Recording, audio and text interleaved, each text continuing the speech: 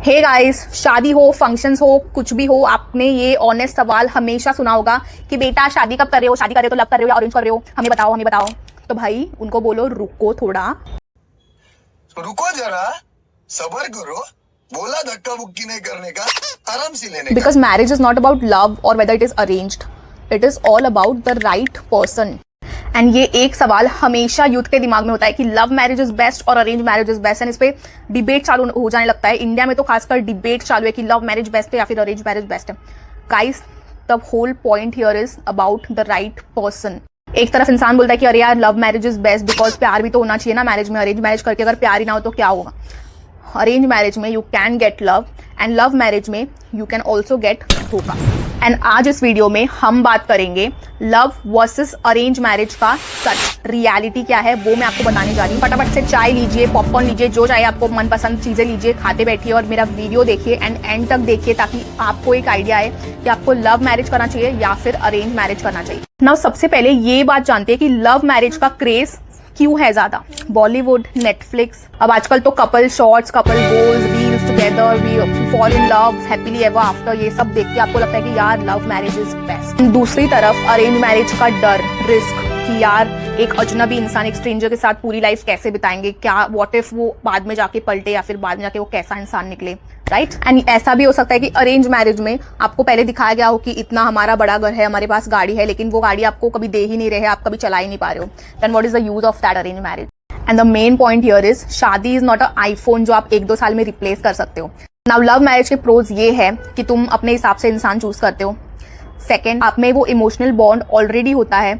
Third, एक दूसरे को समझने का टाइम पहले से मिल जाता है। एंड कॉन्स जो अक्सर लोग इग्नोर करते हैं, प्यार शादी के पहले फेरी टेल लग सकता है लेकिन शादी के बाद हो सकता है कि आप इरिटेटेड हो जाओ। सेकेंड इज फैमिली का प्रेशर, लाइक फैमिली के पास से सपोर्ट ना मिलना या फिर फैमिली कह दे कि आपने तो लव मैरिज किया तो आपको थोड़ा सा इग्नोर फील होगा। The next con is expectations are very high in love marriage, like तुम तो मुझे समझते हो ना, तुम मुझे क्यों पहले समझते थे अभी क्यों नहीं समझते वाले फाइट शुरू हो जाते हैं। अब बात करते हैं अरेंज मैरिजेस के प्रोज की।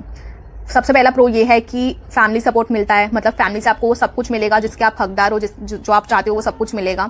एंड मेंटल प्रेशर थोड़ा सा कम होगा ताकि अगर बाद में जाके आपके फाइट्स भी होते हैं तो आप अपने फैमिली में जाके बता सकते हो या फिर उनके पास जाके रह भी सकते हो। कुंडली होता है, मतलब बैकग्राउंड चेक होता है कि उसकी बैकग्राउंड कैसे, हमें पहले से पता होता है कि हाँ इसका फैमिली बैकग्राउंड ये है। एक्सपेक्टेशंस क्लियर होते हैं जैसे कि फैमिली, करियर, लाइफस्टाइल, वो पहले से आपको सब कुछ पता होता है। नाउ आते हैं अरेंज मैरिजेस के कॉन्स पे।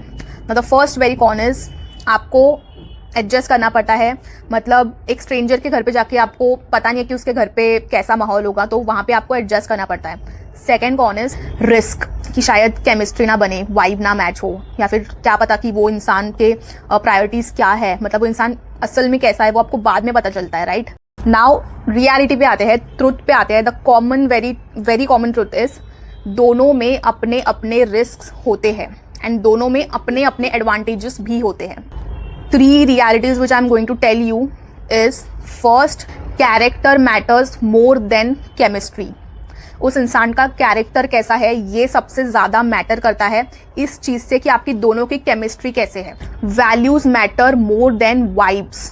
आपके वाइब्स आज मैच हो रहे हैं, हो सकता है कि वो कल मैच ना भी हो सकता है कल वो किसी और के साथ मैच हो जाए, तो क्या आप दूसरी शादी कर लोगे? No, right. तो character matters. Third is trust matters more than looks. हो सकता है कि एक इंसान बहुत ही ज्यादा गोरा, अच्छा, हैंडसम लग रहा है, चिकना लग रहा है, लेकिन कल जाके वो क्या बर्ताव करे आपके साथ, that you don't know, right. So एक ट्रस्ट होना चाहिए रिलेशनशिप में and then only you can decide whether I should marry this person और नॉट। ये 3 चीजें आप बिल्कुल इग्नोर नहीं कर सकते बिकॉज आप ये नहीं बोल सकते कि अरे यार मुझे पहले तो पता नहीं था, अब पता नहीं है कैसे हो गया। आपको एक साइन यूनिवर्स हमेशा देता है, एक सिग्नल हमेशा देता है and you can not lie about that. आपकी जो एक होती है ना अंतरात्मा, वो हमेशा बोलती है कि he is a red flag और she is a green flag. ऐसा आपको पहले से पता होता है कहीं ना कहीं, लेकिन फिर भी आप उस डाउट को इग्नोर कर देते हो और फिर बोलते हो कि चलो यार ये तो अच्छी चीज़ है ना, इसमें तो वो कर लेता हो शादी, या फिर ऐसा आप करके फिर अपनी जिंदगी बर्बाद कर देते हो। इसके लिए जो इंसान कैरेक्टरलेस है, जिस पे ट्रस्ट नहीं कर सकते, जिसके अपने खुद के वैल्यूज नहीं है, जिसका अपना खुद का स्टैंड नहीं है कि वो खुद का स्टैंड ले सके। एंड सबसे the very important thing is आपको फैमिली बैकग्राउंड ठीक है देखना चाहिए, इट इज वेरी इंपॉर्टेंट, लेकिन ऐसा बिल्कुल भी नहीं है कि उसकी फैमिली रिच है या फिर गरीब है तो आपको सपोर्ट करेगी ही, इसका मतलब बिल्कुल ये नहीं है। आपके पार्टनर में वो हिम्मत होनी चाहिए कि अगर कल जाके उसके पास कुछ ना भी हो तो भी वो आपको 2 वक्त की रोटी फीड सब करवा पाए। Because marriage isn't just love और arrange, it is about values, it is about truth, it is about trust, it is about choosing that partner which gives you peace, which gives you clarity, which gives you trust, which gives you value, not that one which gives you doubts and arguments. Now आते हैं advice पे जो आज के youth के लिए बहुत important है। तो very first advice is don't marry because of society pressure, because of family pressure, because of friends pressure कि लोग शादी कर रहे हैं तो मैं भी शादी कर लेता हूँ। Focus on emotional stability, mental stability, financial stability, family understanding and respect in a relationship. Because शादी बस एक इवेंट नहीं है, उस इवेंट के बाद जो होता है दैट इज कॉल्ड मैरिज। अगर आप चाहो तो फेरी टेल है, अगर आप चाहो तो वो नर्क। That is a life long startup जिसमें आपके दोनों की मेहनत लगती है।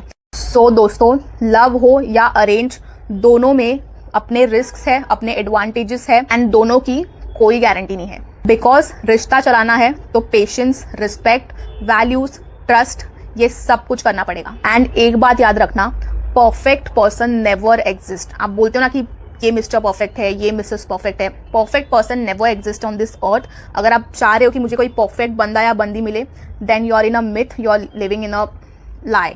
But right person exist. जो पर्सन आपके लिए परफेक्ट बनने की कोशिश करता है, that is the right person for you. तो अगली बार अगर आपको कोई पूछे कि बेटा लव मैरिज अच्छा है या फिर अरेंज मैरिज अच्छा है, तो आपके पास बस एक ही जवाब होना चाहिए, राइट पर्सन मैटर्स। अगर दोनों सही है, दोनों के वैल्यूज सही है, then love is also best and arrange is also best. So guys, कैसा लगा आपको आज का मेरा वीडियो? अच्छा लगे हो तो लाइक करना, subscribe to my channel so that ऐसे अच्छे वीडियोस मैं आप तक पहुंचा सकूं, एंड कमेंट करना कि आपको क्या लगता है।